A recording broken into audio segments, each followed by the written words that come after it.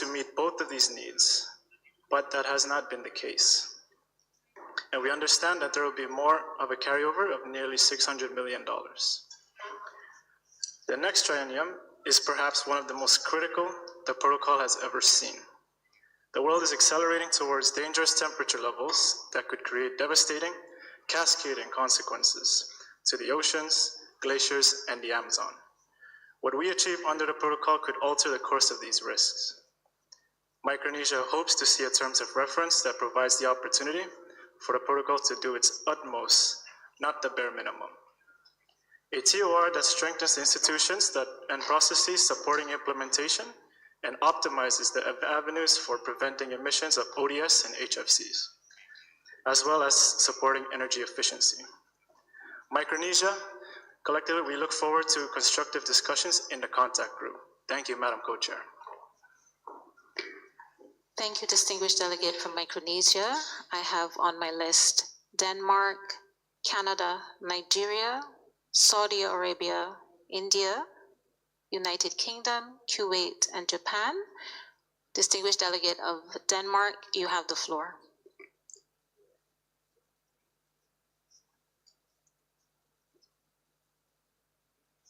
Thank you. Thank you very much, Madam Co-Chair. The Kingdom of Denmark, as the current EU presidency of the Council of Ministers, is speaking on behalf of the European Union and its 27 member states. On agenda item 3, we would like to firstly thank the Ozone Secretariat for making the last decision on the terms of reference for study on replenishment of the multilateral fund available online together with the agenda.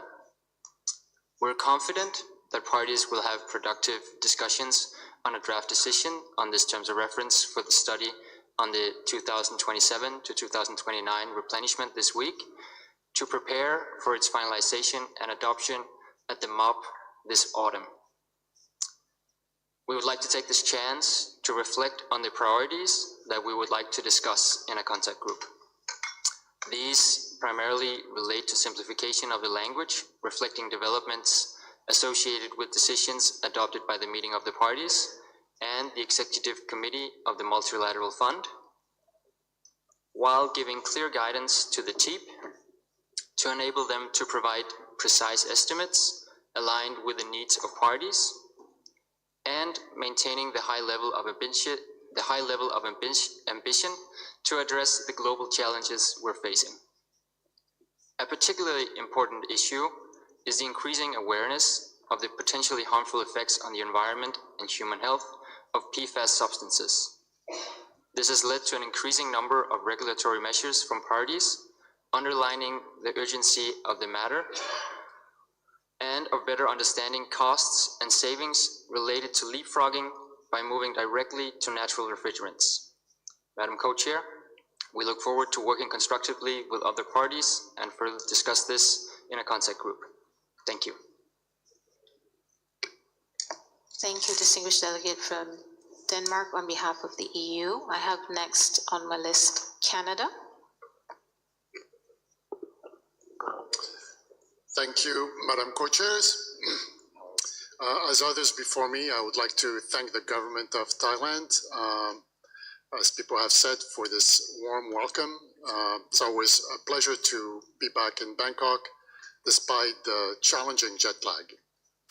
We'd also like to thank the Ozone Secretariat for the organization of this meeting, as well as all the information and technical documents that have been made available on the website. These are all very much appreciated. Madam Co-Chair, in our view, replenishment studies represent a cornerstone of the process through which the parties to the Montreal Protocol replenish the multilateral fund each triennium.